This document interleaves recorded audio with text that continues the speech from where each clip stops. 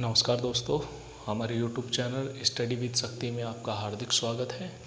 और हम पढ़ रहे थे वर्णमाला और हम हिंदी का परिचय भी देख चुके थे, यानी जो हमारे लिए एसआई के लिए जो मोस्ट है या फिर लेखपाल के लिए या एसएससी जीडी के लिए जो मोस्ट हैं टॉपिक, वो मैंने सब के सब कवर किए थे।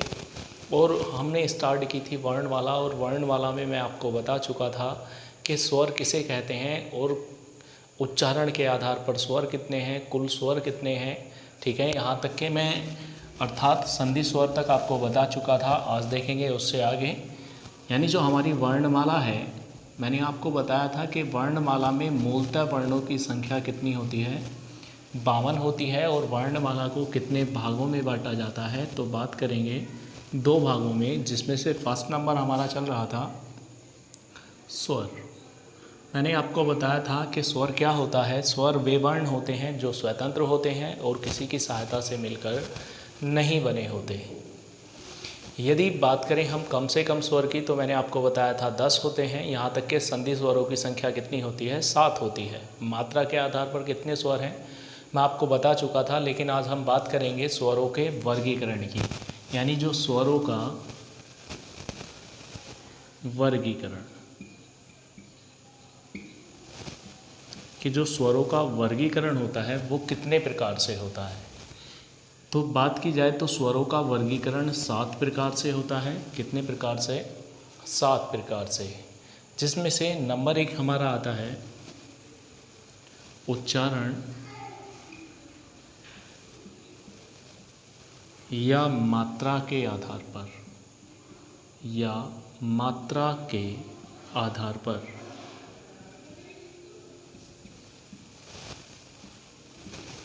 नंबर 2 आता है जीभ के प्रयोग के आधार पर, प्रयोग के आधार पर।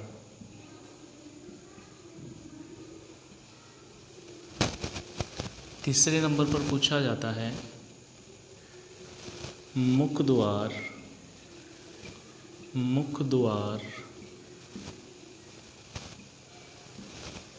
खुलने के आधार पर, आधार पर।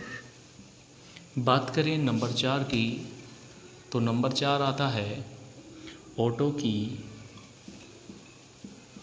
ओठों की, यानी जो हमारे होठ होते हैं उन्हें हम बोलते हैं ओठ। ठीक है, यानी ओठों की स्थिति के आधार पर, स्थिति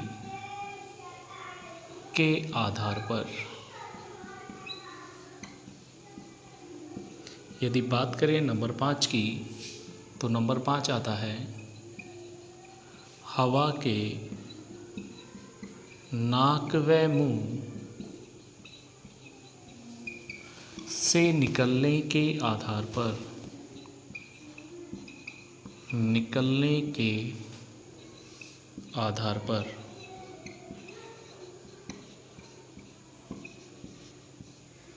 बात करें नंबर 6 की, तो नंबर 6 आता है हमारा घोषत्व के आधार पर, घोषत्व के आधार पर। और नंबर 7 इसी में पूछा जाता है प्राणत्व के आधार पर, प्राणत्व के आधार पर। ये हमारा स्वरों का वर्गीकरण किया जाता है 7 प्रकार से।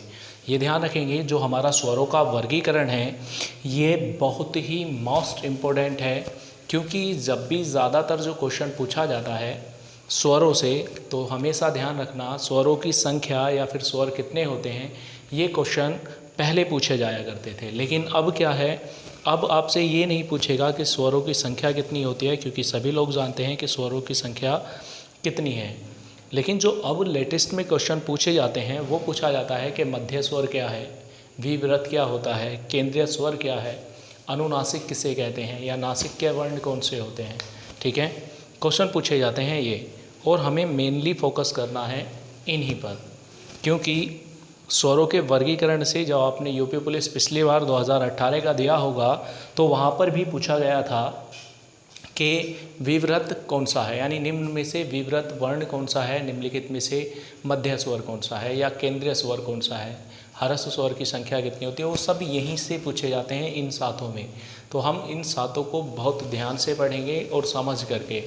तो आपने नोट कर लिए होंगे सातों के सातों, और जिन्होंने नोट नहीं किए हैं वो पीछे यानी वीडियो को बैक करके दोबारा नोट कर सकते हैं। मैं इन्हें रफ कर रहा हूँ, और जिसमें हम नंबर 1 पढ़ेंगे उच्चारण या मात्रा के आधार पर।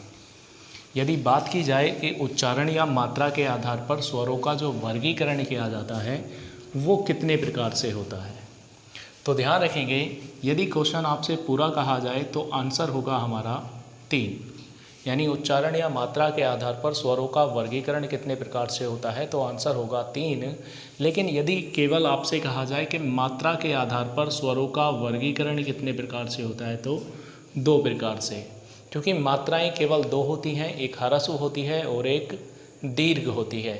लेकिन उच्चारण के आधार पर कितने प्रकार से होता है, 3 प्रकार से। ठीक है, यदि आपसे दोनों क्वेश्चन एक साथ कहे जाएं कि उच्चारण या मात्रा के आधार पर स्वरों का वर्गीकरण कितने प्रकार से होगा तो 3 प्रकार से, लेकिन मात्रा के आधार पर केवल 2 प्रकार से, क्योंकि मात्राएं केवल 2 होती हैं, एक ह्रस्व होती है और एक दीर्घ, यानी एक छोटी मात्रा और एक बड़ी मात्रा। यदि 3 की बात करें तो जिसमें से फर्स्ट नंबर पर आता है ह्रस्व स्वर, दूसरे नंबर पर आता है दीर्घ स्वर और तीसरे नंबर पर आता है प्लुत स्वर।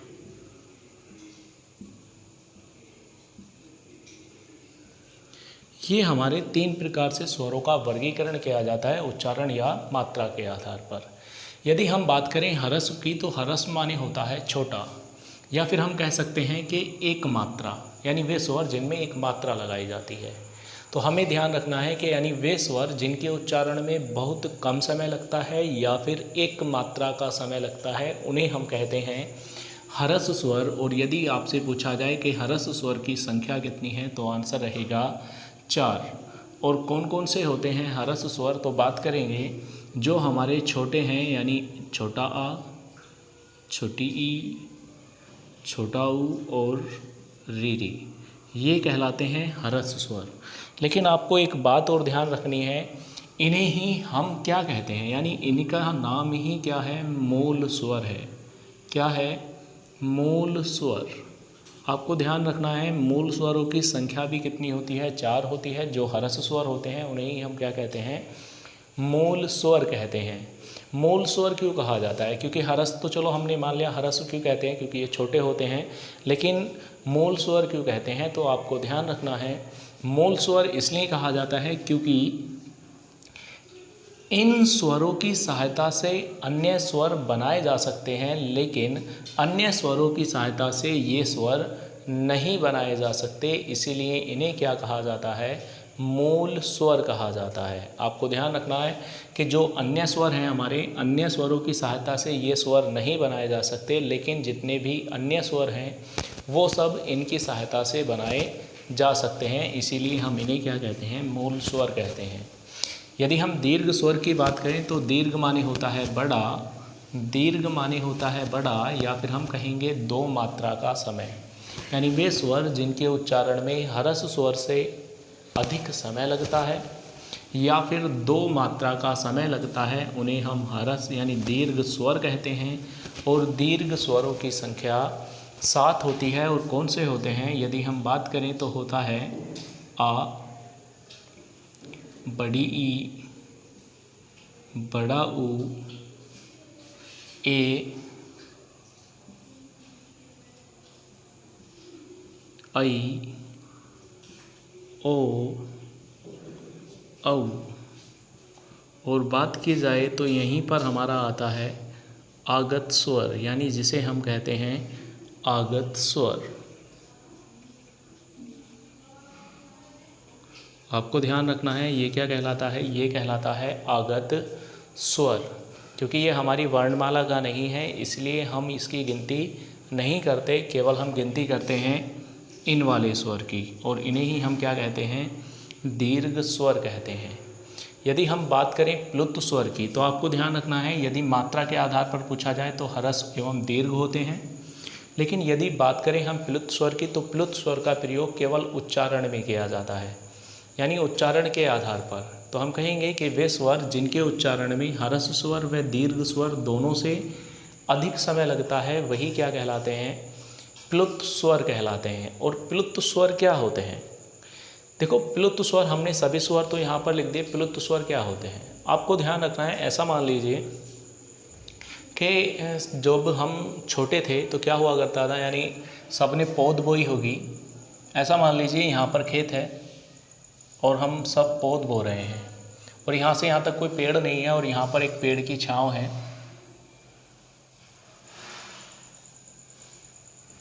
तो आपने देखा होगा जैसे कि कोई खाना लेकर के आया, तो राम यहाँ पर पौध बो रहा है और श्याम खाना लेकर के आ रहा है। तो आपने देखा होगा जब राम इसे आवाज़ देगा तो आवाज़ कैसे देगा, राम, यही तो देगा।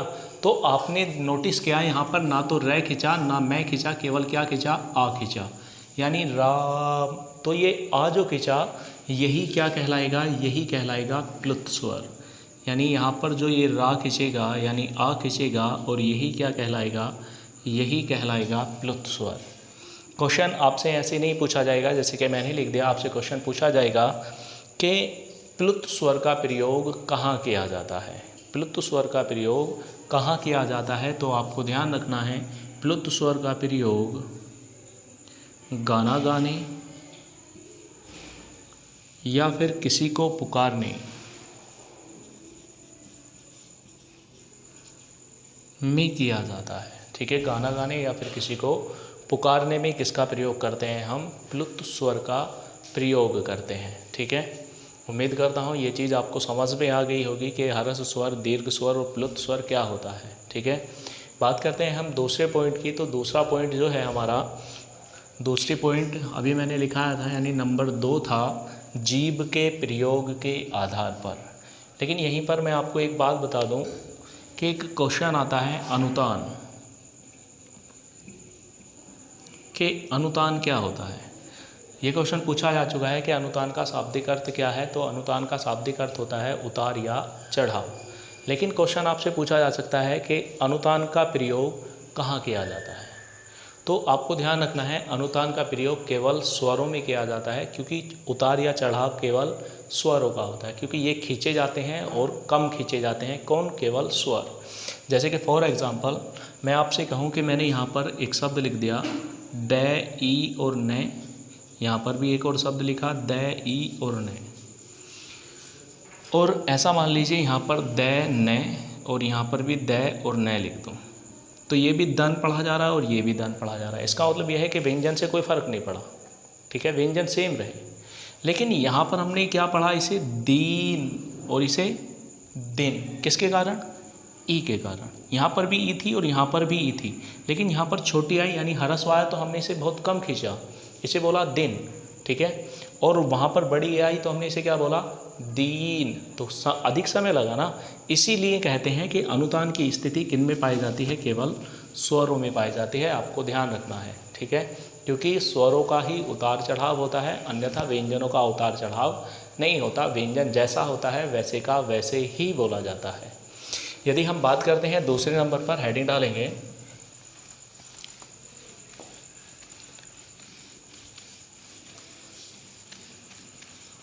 नंबर 2, हेडिंग डालेंगे जीभ के प्रयोग के आधार पर, यानी जीभ के प्रयोग के आधार पर स्वरों का वर्गीकरण, यानी नंबर 2 था जीभ के प्रयोग के आधार पर। यदि आपसे पूछा जाए जीभ के प्रयोग के आधार पर स्वरों का वर्गीकरण कितने प्रकार से होता है, तो आंसर हमारा रहेगा 3 प्रकार से। 3 प्रकार, जिसमें हमारा फर्स्ट नंबर पर आता है अग्र स्वर, अग्र स्वर, दूसरे नंबर पर आता है मध्य स्वर, मध्य स्वर, और तीसरे नंबर पर आता है पश्च स्वर।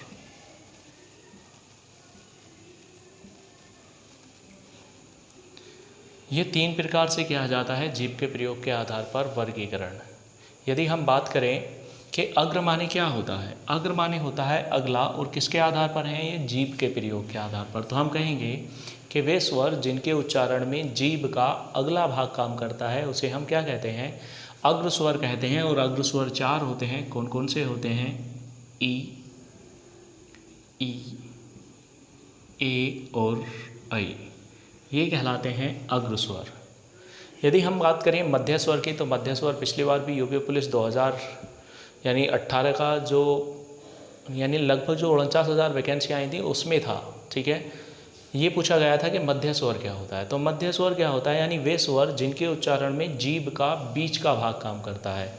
यदि आपको ऐसा ना लगे कि बीच का भाग काम कर रहा है या नहीं कर रहा है, तो ऐसा मान लें कि अपना आप को थोड़ा सा साइलेंट कर लें, बिल्कुल ऐसा समझ लें कि थोड़ा देर के लिए शरीर है ही नहीं, सांसें रोक लें अपनी, और जब जा कर के ए बोलेंगे, ए, तो आपको जो हमारे यहाँ पर ये मसूड़े हैं, ठीक है, यहाँ से जीभ थोड़ी सी ऊपर उठेगी और वापस वहीं पर बैठ जाएगी, जिसके कारण ए बोलेगा, आपको पता चल जाएगा हमारा जीभ का बीच का हिस्सा थोड़ा सा उठेगा और वापस वहीं पर बैठ जाएगा, जिसे हम कहते हैं मध्य स्वर।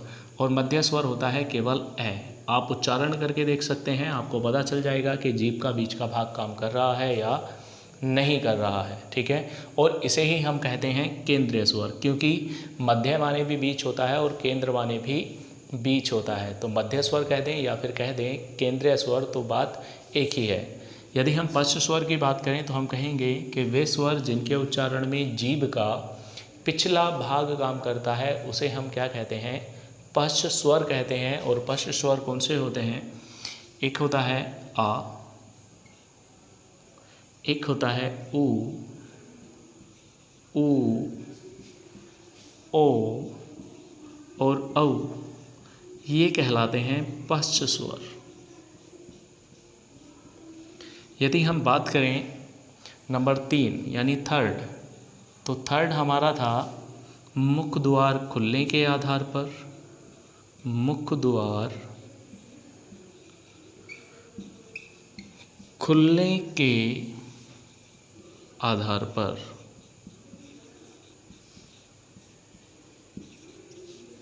मुख द्वार खुलने के आधार पर यदि आपसे पूछा जाए स्वरों का वर्गीकरण कितने प्रकार से होता है, तो 4 प्रकार से होता है, जिसमें हमारा फर्स्ट नंबर पर आता है विव्रत,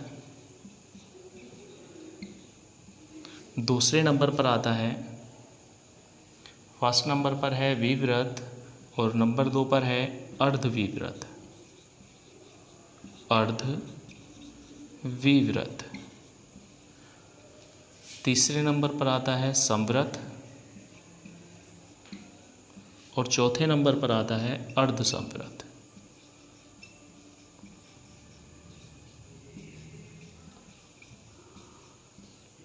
यदि हम बात करें विव्रत की, तो विव्रत का शाब्दिक अर्थ होता है खुलना, और ये मुख द्वार के आधार पर है तो मुख ही खुलेगा। तो हम कहेंगे वे स्वर जिनके उच्चारण में हमारा मुख द्वार पूरा खुलता है उसे हम क्या कहेंगे, विव्रत कहेंगे। और विव्रत का केवल एक ही एग्जाम्पल है, इसीलिए बहुत ज़्यादा मोस्ट है, और वो क्या है, आ। यदि आप आ का जितना बड़ा उच्चारण करेंगे हमारा मुंह उतना ही बड़ा होता चला जाएगा। यदि हम बात करें अर्धविव्रत की, तो आप सभी जानते हैं कि विव्रत माने होता है खुलना और अर्ध माने होता है आधा। यानी वे स्वर जिनके उच्चारण में हमारा मुख द्वार आधा खुलता है उसे हम क्या कहते हैं, अर्धविव्रत कहते हैं। और इसके एग्जाम्पल हैं ऐ, औ, ए और ओ, ये होते हैं अर्धविव्रत। ठीक है, यदि हम बात करें संव्रत की, तो संव्रत में हमारा मुख द्वार लगभग बंद रहता है, तो हम कहेंगे कि वे स्वर जिनके उच्चारण में हमारा मुख द्वार लगभग बंद रहता है उसे हम संव्रत कहते हैं। और संव्रत होता है ई, ऊ, ये कहलाता है संव्रत। ठीक है, यदि हम बात करें अर्धसंव्रत की, तो अर्धसंव्रत क्या होता है। ठीक है, यानी अर्ध संवृत क्या होता है? अर्ध माने होता है आधा और संवृत माने होता है लगभग बंद रहना। यानी अर्थात हमें पता चला कि वे स्वर जिनके उच्चारण में हमारा मुखद्वार आधा बंद रहता है उन्हें हम क्या कहते हैं? संवृत कहते हैं। और संवृत के एग्जाम्पल हैं ए और ओ। ये हमारा संवृत कहलाएगा। उम्मीद करता हूँ आपको समझ में आ गया होगा कि विव्रत, अर्धविव्रत, संवृत यानी अग्र स्वर, मध्य स्वर और पश्च स्वर किसे कहते हैं। देख लेते हैं नेक्स्ट टाइप, यानी जो नंबर 4 पर था। नंबर 4 क्या है? नंबर 4 देखेंगे कि ओठों की स्थिति के आधार पर, यानी जो नंबर 4 टाइप था हमारा, नंबर 4 था ओठों की स्थिति के आधार पर। यदि हम बात करें ओठों की स्थिति के आधार पर, जो स्वरों का वर्गीकरण होता है वो 2 प्रकार से किया जाता है। और 2 प्रकार कौन कौन से होते हैं? जिसमें नंबर 1 आता है हमारा व्रतमुखी और दूसरे नंबर पर आता है अव्रतमुखी। यदि हम बात करें व्रतमुखी की, तो यहाँ पर आपने देखा एक तो है व्रत और दूसरा है मुखी। मुखी माने होते हैं हमारे ओठ, यानी यहाँ पर जो मुखी काम किया गया है वो होठों के लिए लिया गया है। और व्रत कैसा होता है आप सभी जानते हैं, व्रत कैसा होता है? गोल होता है। ठीक है, हिंट्स के लिए व्रत क्या है? गोल है। और मुखी क्या? मुखी यहाँ पर जो लिए गए हैं वो होठों के लिए लिया गया है। तो हम कहेंगे कि वे स्वर जिनके उच्चारण में हमारे होठ गोल घूम जाएं उन्हें हम क्या कहेंगे? व्रतमुखी कहेंगे। और व्रतमुखी यानी अर्थात जिसमें हमारे होठ गोल घूमेंगे वो कौन से होंगे? ऊ होगा, बड़ा ऊ होगा, ओ होगा और औ होगा। और आगत स्वर भी यहीं पर लिख लेंगे और यही कहलाएंगे हमारे व्रतमुखी। और आपको ध्यान रखना है, व्रतमुखी को हम कहते हैं वर्तुल वर्ण। क्या कहते हैं? वर्तुल वर्ण भी इन्हें ही कहा जाता है। ठीक है, व्रतमुखी को ही हम क्या कहते हैं? वर्तुल कहते हैं। और आप सभी को पता है यहाँ पर यदि मैं जन्म लिख दूँ और जन्म के आगे यदि मुझे नकारात्मक बनाना है तो मैं क्या करूँगा? अजन्म लिख दूँगा। उसी ही प्रकार यहाँ पर क्या था? ये व्रतमुखी था, ये भी व्रतमुखी, लेकिन यहाँ पर क्या लगा दिया? ए लगा दिया। ठीक है, तो क्या हो गया? अव्रतमुखी। यानी व्रतमुखी में हमारे होठ गोल घूम रहे थे, तो अव्रतमुखी में क्या होगा? हमारे होठ गोल नहीं घूमेंगे। और ऐसे कितने स्वर हैं जिसमें हमारे होठ गोल नहीं घूमेंगे? जैसे कि ए है, आ है, ई है, ई है, ए है और ऐ है। और इन्हें हम क्या कहेंगे? अवर्तुल वर्ण। क्या कहेंगे? अवर्तुल वर्ण।